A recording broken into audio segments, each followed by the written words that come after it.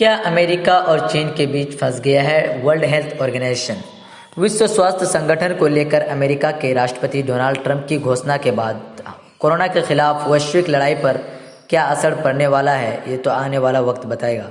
फिलहाल ट्रंप प्रशासन के फैसले ने कुछ दिनों से चले आ रहे विश्व स्वास्थ्य संगठन और अमेरिका के तनावपूर्ण रिश्ते को संकट की स्थिति में लाकर खड़ा कर दिया है।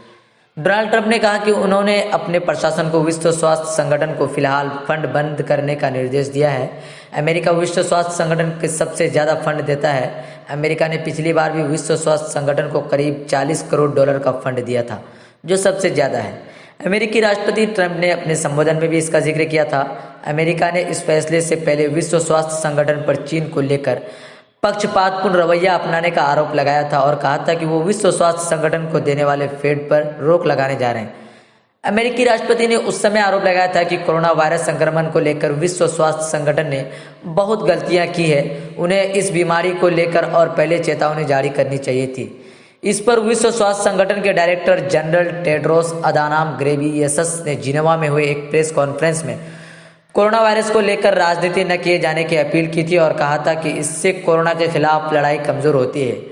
घेब्रेयेसस ने जब कोरोना के खिलाफ चीन के प्रयासों की तारीफ की थी, तब भी अमेरिका ने वर्ल्ड हेल्थ ऑर्गेनाइजेशन पर कड़ा एतराज जताया था। क्या अमेरिका और चीन के संबंधों का खामियाजा वर्ल्ड हेल्थ ऑर्गेनाइजेशन को भुगतना पड़ रहा है? जेएनयू के centre for international politics organisation and disarmament के चेयरपर्सन प्रोफेसर सोरेनसन कहते हैं, अमेरिका पर विश्व महाशक्ति होने के नाते जो जिम्मेदारी थी उसमें वो असफल रहा है। इससे ध्यान भटकाने के लिए ट्रंप प्रशासन ने ये पहला कदम उठाया है।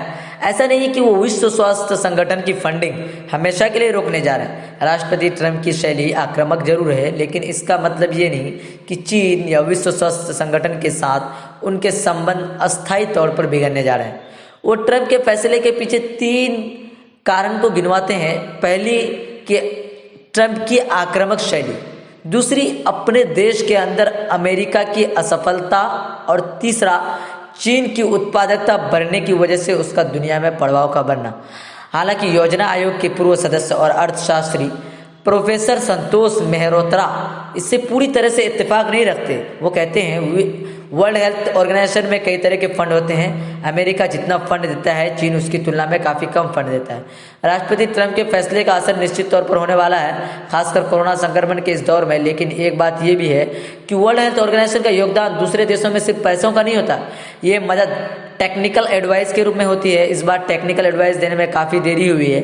अमेरिका ने जो आरोप लगाया वो काफ़ी हद तक सच है। इसका खामियाजा दुनिया को झेलना पड़ रहा है, इसलिए चीन को लेकर एक नाराज़गी भी है। इसमें दो राय नहीं है कि वर्ल्ड हेल्थ ऑर्गेनाइजेशन ने गलतियां की है। लेकिन वो आगे कहते हैं अमेरिका के फैसले के पीछे उनकी वो लापरवाही भी है जो उन्होंने अपने देश में शुरुआती दौर में की, और अब वो अपनी गलती छुपाने के लिए चीन पर दोष देने की रणनीति अपना रहे हैं। इस साल अमेरिका में भी चुनाव होने हैं, इसलिए ये भी एक बड़ी वजह है कि ट्रंप अपनी सारी गलती वर्ल्ड हेल्थ ऑर्गेनाइजेशन के सर पर डाल देना चाहती है।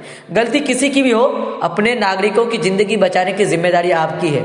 अमेरिका अभी दुनिया में कोरोना वायरस से सबसे ज़्यादा प्रभावित देश है, जहां अब तक 25,000 से ज़्यादा लोगों की मौत हो चुकी है और करीब 6 लाख लोग संक्रमित हैं। वहीं बीबीसी वर्ल्ड सर्विस के फर्नांडो दुआर्ते अपनी रिपोर्ट में कहते हैं कि चीन अपनी सीमाओं के भीतर कोरोना वायरस का प्रकोप थामने के बाद कई देशों को संसाधन मुहैया करा रही है। वो इटली को मास्क, मेडिकल उपकरण और टेस्टिंग किट उपलब्ध करा रहा है। चीन की ऐसी मदद रूस को भी मिल रही है। ये कोरोना के प्रकोप को थामने में मददगार साबित हो सकती है। प्रोफेसर सोन इस पर कहते हैं कि चीन की वृद्धि दर प्रभावित होने के बावजूद उसकी उत्पादकता इतनी रहेगी कि वो दुनिया के दूसरे देशों को उत्पाद भेज सकेगा। ऐसा इसलिए भी है क्योंकि वो दूसरे देशों की तुलना में पहले संकट की स्थिति से उबर रहा है। उनके यहाँ फैक्ट्रियाँ शुरू हो चुकी है और उत्पादन शुरू हो गया है। हालांकि उनके उत्पादों को लेकर आलोचना भी हो रही है। वो आगे कहते हैं दूसरी ओर दुनिया में भी मांग बहुत है। अभी चीन 100 से ज़्यादा देशों में अपनी सहायता भेज रहा है।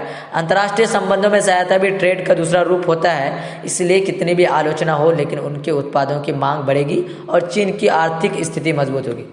अमेरिका और चीन दोनों ही विश्व स्वास्थ्य संगठन के कार्यकारी सदस्य हैं, लेकिन पिछले कुछ सालों में चीन ने विश्व स्वास्थ्य संगठन को देने वाले फंड में इजाफा किया है। साल 2014 से लेकर 2018 तक चीन के फंड में 52% का उछाल आया है। प्रोफेसर सोरेनसन बताते हैं, संयुक्त राष्ट्र के कई संस्थानों में चीन के लोगों का प्रभाव बढ़ा है। इन संस्थानों के मुखिया चीन से भी हैं। अभी संयुक्त राष्ट्र संघ के बजट में चीन का 12% का योगदान है। निश्चित तौर पर राष्ट्रपति ट्रंप की चिंता का एक विषय भी है। विश्व स्वास्थ्य संगठन के डायरेक्टर जनरल पर चीन के प्रयासों की वजह से पद मिलने के आरोप लगते रहे हैं। वो वर्ल्ड हेल्थ ऑर्गेनाइजेशन के पहले अफ्रीकी मूल के डायरेक्टर जनरल हैं। प्रोफेसर संतोष मेहरोत्रा कहते हैं, चीन ने अफ्रीका में बड़ा हाथ खेला है। वो वहाँ के इंडस्ट्री और इंफ्रास्ट्रक्चर में बड़ा योगदान दे रहा है। चीन की फंडिंग भले ही विश्व स्वास्थ्य संगठन में कम हो, लेकिन यह सच है कि चीन ने टेड्रोस की नियुक्ति में भी अफ्रीकी देशों का बड़ा साथ दिया है। विश्व स्वास्थ्य संगठन से गलती हुई है, इसमें कोई दो राय नहीं है। चीन ने चूंकि सूचनाओं को देने में अंतर्राष्ट्रीय स्तर पर और वर्ल्ड हेल्थ ऑर्गेनाइजेशन के साथ पारदर्शिता नहीं अपनाई, इसलिए वर्ल्ड हेल्थ ऑर्गेनाइजेशन से गलती हुई, या फिर वो सब कुछ समझते हुए भी चीन का साथ दे रहा है, ये कहना थोड़ा